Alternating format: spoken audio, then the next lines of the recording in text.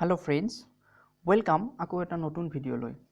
যদি চেনেলটোত নতুন তেনে অনুগ্ৰহ কৰি চেনেলটো সাবস্ক্ৰাইব কৰিব আৰু কাষতে থকা বেল আইকনটো প্ৰেছ কৰিবলৈ একেবাৰে নাপাহৰিব। ফ্ৰেন্ডছ, ইয়াৰ পূৰ্বে চেনেলটোত আসাম হিষ্টৰীৰ ওপৰত দুটা গুৰুত্বপূৰ্ণ ভিডিও আপলোড কৰা হৈছে, য'ত মোষ্ট ইম্পৰ্টেন্ট 31 লাইনাৰ প্ৰশ্ন সন্নিবিষ্ট কৰিছোঁ।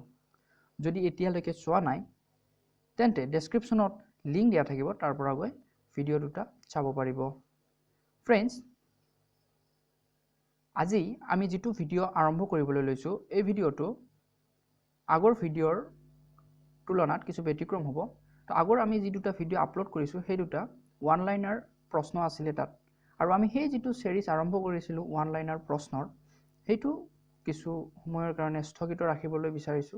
কাৰণ ফ্ৰেন্ডছ, কেৱল প্ৰশ্ন পঢ়িলে সাফিসিয়েন্ট নহয়, আমাৰ প্ৰপাৰ কনসেপ্ট থাকিব লাগিব যিকোনো বিষয়ৰ ওপৰত। সো থিৰাং কৰিছো আজিৰ পৰা এটা নতুন সিৰিজ আৰম্ভ কৰিম অসম বুৰঞ্জীৰ ওপৰত, আৰু এইটো অসমীয়া ভাষাত থাকিব। আৰু যেটো সিৰিজ আৰম্ভ কৰিবলৈ লৈছো এই সিৰিজটো আপোনালোকৰ সকলো ধৰণৰ পৰীক্ষাৰ ক্ষেত্ৰত দৰকাৰী হ'ব। নিশ্চয় বুজি পাইছে ফ্ৰেন্ডছ? আহক আজি আমি ভিডিওটোৰ মুখ্য বিষয়বস্তুলৈকে আগবাঢ়ো।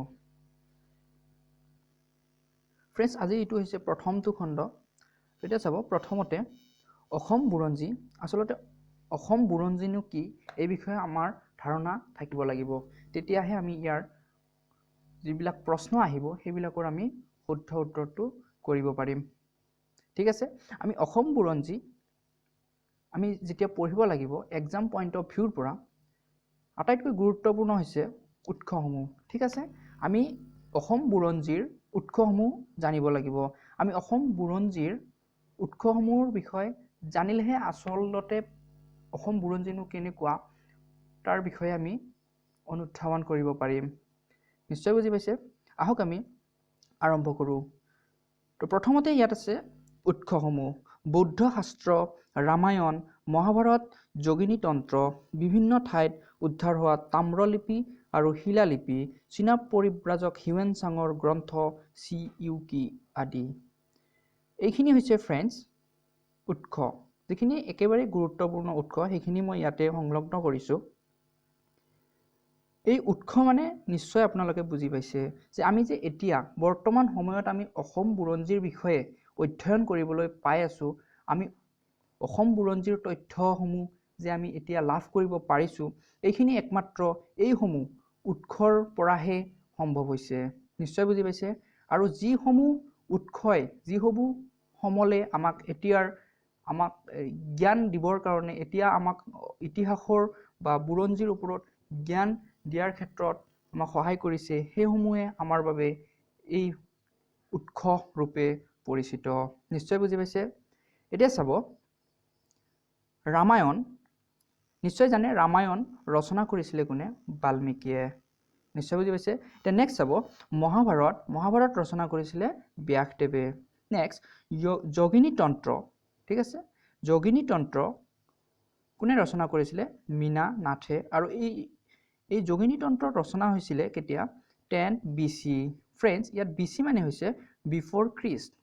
ওকে, বিফৰ খ্ৰীষ্ট হৈছে যীশু খ্ৰীষ্ট যে আছে, তো যীশু খ্ৰীষ্টৰ জন্মৰ যি আগৰ বা পূৰ্বৰ যিখিনি সময় সেইখিনি সময়ক আমি BC অৰ্থাৎ বিফৰ খ্ৰীষ্ট বুলি জানো।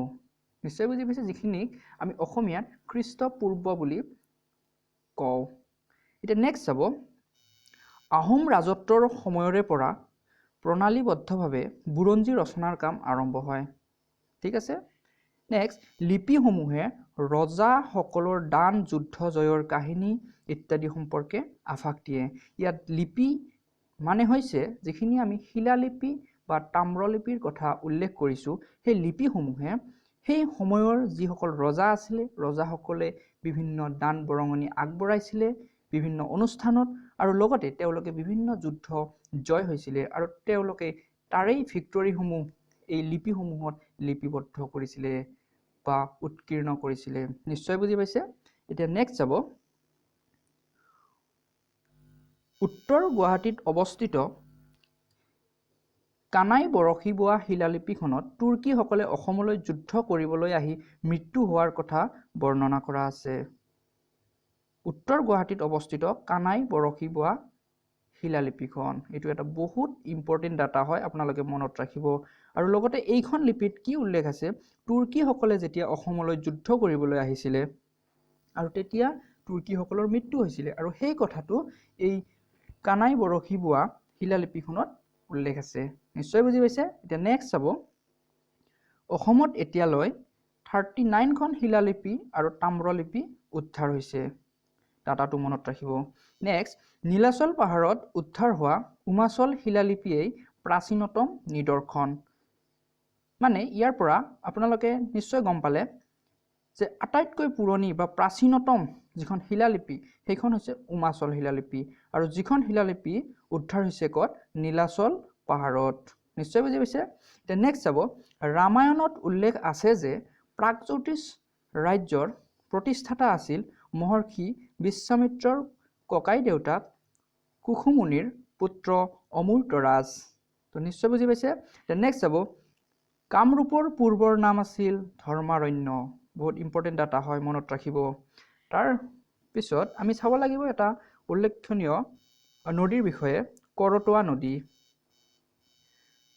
কৰতোৱা নদী ছিকিমৰ পৰ্বতৰ অংশৰ পৰা উৎপত্তি হয় পশ্চিমবংগৰ জলপাইগুৰিৰ জিলাৰ মাজেৰে বৈ গৈ বাংলাদেশত প্ৰৱেশ কৰি যমুনা নদীত মিলিছে।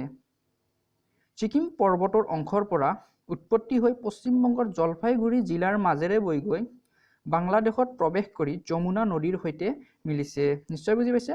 বৰ্তমান এই নৈ তিষ্টা নামেৰে পৰিচিত। এইটো এটা বহুত ইম্পৰ্টেণ্ট ডাটা হয়। কৰতোৱা নদীক বৰ্তমান আমি তিষ্টা নামেৰে জানো। এতিয়া নেক্সট চাব, ঘোঁৰামাৰা, চাহু আৰু চাউকি তিষ্টা নদীৰ উপনদী। তিষ্টা নদী যিটোৰ পূৰ্বৰ নাম হৈছে কৰতোৱা নদী, আৰু এই নদীৰ তিনিটা উপনদী হৈছে ঘোঁৰামাৰা, চাহু আৰু চাউকি। ফ্ৰেণ্ডছ, আজিৰ ভিডিঅ'টোত ইমানখিনিয়ে ৰাখিছোঁ।